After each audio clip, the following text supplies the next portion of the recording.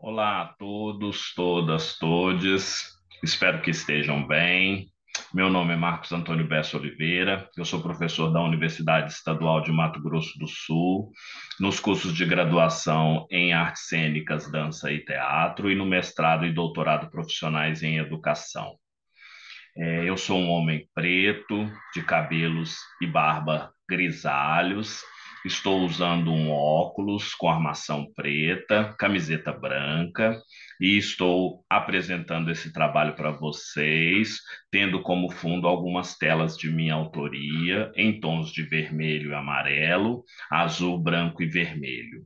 Eu vou apresentar para vocês um recorte de um trabalho que eu venho desenvolvendo, que se intitula A Arte e a Cultura como Formas de Vida e Produção de Conhecimentos a partir dos Lugares da Exterioridade. Esse trabalho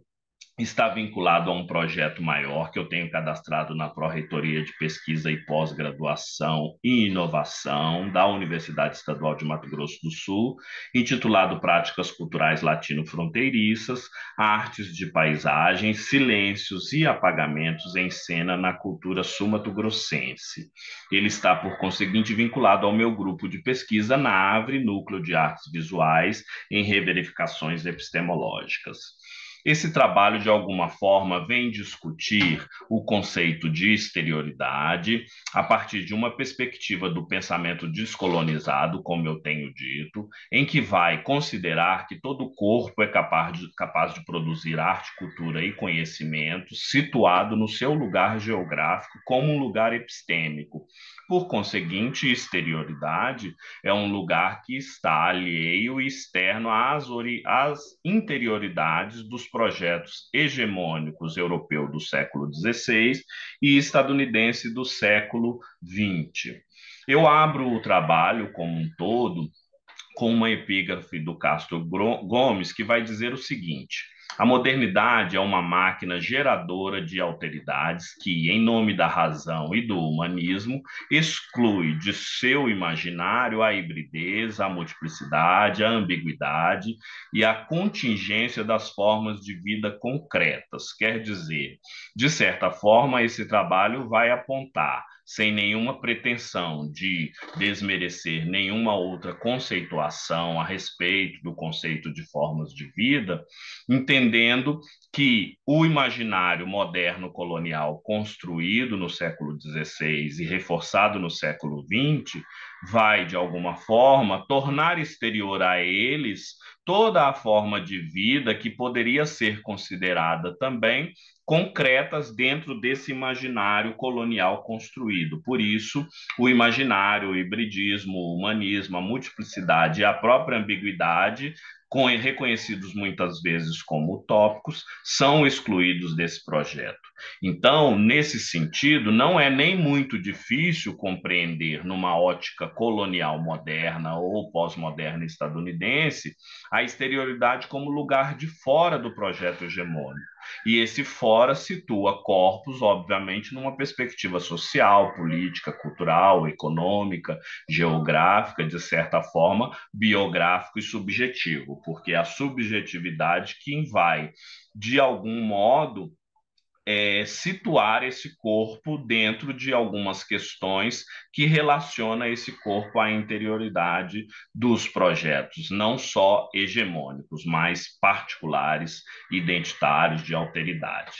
E aí, nesse sentido, alguns pensadores, como Henrique Dussel, vão me ser muito importantes, porque exterioridade para ele é uma questão que está relacionado ao ser, que tem eventos, que tem história, biografia, liberdade, ou seja, é um outro homem. E, de certa forma, evidentemente, esse outro não está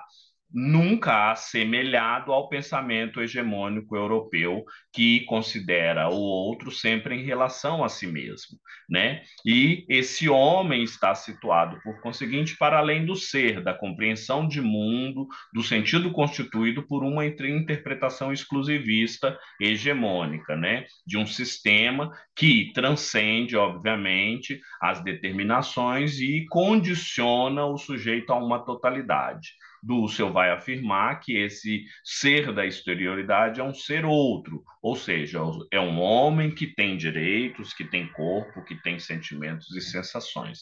E aí, nesse sentido, o meu trabalho vai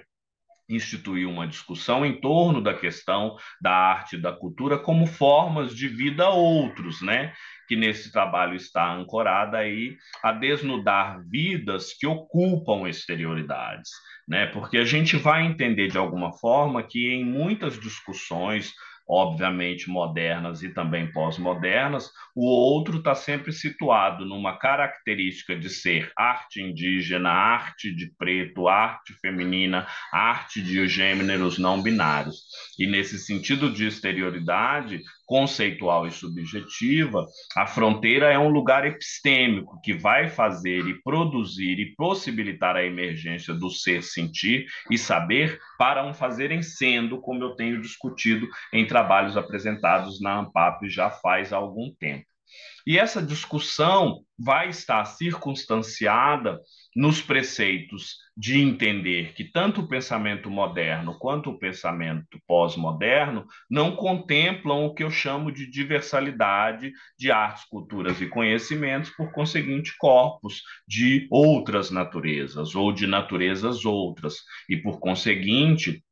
se para a fenomenologia o ser é ontológico, na lógica de pensar a partir da descolonialidade esse ser, ele é transontológico, ou seja, nós temos várias outras ontologias, assim como vai defender Franz Fanon. E, por conseguinte, se para o marxismo a lógica do sistema mundo é o trabalho, para a descolonialidade, para esse ser da exterioridade, a lógica é a natureza em convivência, não sob controle. E se para o pós-moderno é a psique freudiana que impera como pensamento, para a descolonialidade é exatamente o contrário, é a consciência da subalternidade que importa. Por isso, a lógica de entender que descolonizar é um pensar outro e não uma teorização é primordial para um trabalho dessa natureza. Então, esse trabalho vai entender vidas e corpos por meio de formas de arte de suas culturas, e não definido a partir de perspectivas outras, porque entende a modernidade, colonialidade e descolonialidade como conceitos que vão estabelecer verdades absolutas, que assenta a epistemologia da civilização ocidental de Platão a Wittgenstein, por exemplo, em que cada palavra denota uma coisa, desde a filosofia analítica até a arqueologia do saber, por exemplo, que vai contemplar o pensamento moderno ao pensamento pós-moderno Foucaultiano, né? E que não são uma palavra que denota uma coisa, senão a tríade que nomeia um conjunto complexo de relações de poder, como vai definir Walter Miolo muito sabiamente. E aí, nesse sentido, a fim de concluir meu trabalho, eu vou instituir uma discussão sobre ética e estética ou outros, a partir desse pensamento descolonizado, para pensar a arte, a cultura e o conhecimento produzidos a partir de ética e estéticas outras, né, que vai emergenciar uma situação da arte, em que o filosofar crítico, biogeográfico, fronteiriço, como pensar sendo descolonial, também em discussão por mim há muito tempo, vai situar o corpo da ética e da estética não no possibilitar outros terem arte, cultura e conhecimentos éticos e estéticos acessados, mas ética e estética nessa condição, situação de pensamento são nos meus lugares, mas indissociáveis de ser formas de vidas nas suas efetivas diversalidades de fazerem sendo em seus tempos, ou seja, são corpos situados biogeograficamente, corpos que têm um lugar, que emergem e fazem emergir uma narrativa outra. Algumas referências que ancoram o meu trabalho, né, e como eu disse aí, publicadas já nos anais da ANPAP em algum tempo, mas outras publicações também, autores, né, como Santiago Castro Gomes, que abre meu trabalho, o Henrique Dussel, que sustenta, Paulo Freire, né, o Pedro Pablo Gomes também, o Nelson Maldonato, Walter Mignolo e o Quirrano, que vai discutir as relações de colonialidades do poder. Então, o meu trabalho tem como princípio básico essa intenção de reforçar formas de vidas outras, que faz aí uma relação com o tema da ANPAP aí desse 32º encontro, em que tem como pretensão não desmerecer, mas discutir outras formas. Eu deixo aqui meu muito obrigado a todos, todas, todes, e deixo meus e-mails, marcosbessa2001@gmail.com, que é o meu e-mail pessoal, e marcosbessa@uems.br, que é meu e-mail institucional. Um abraço em todos, todas, todes.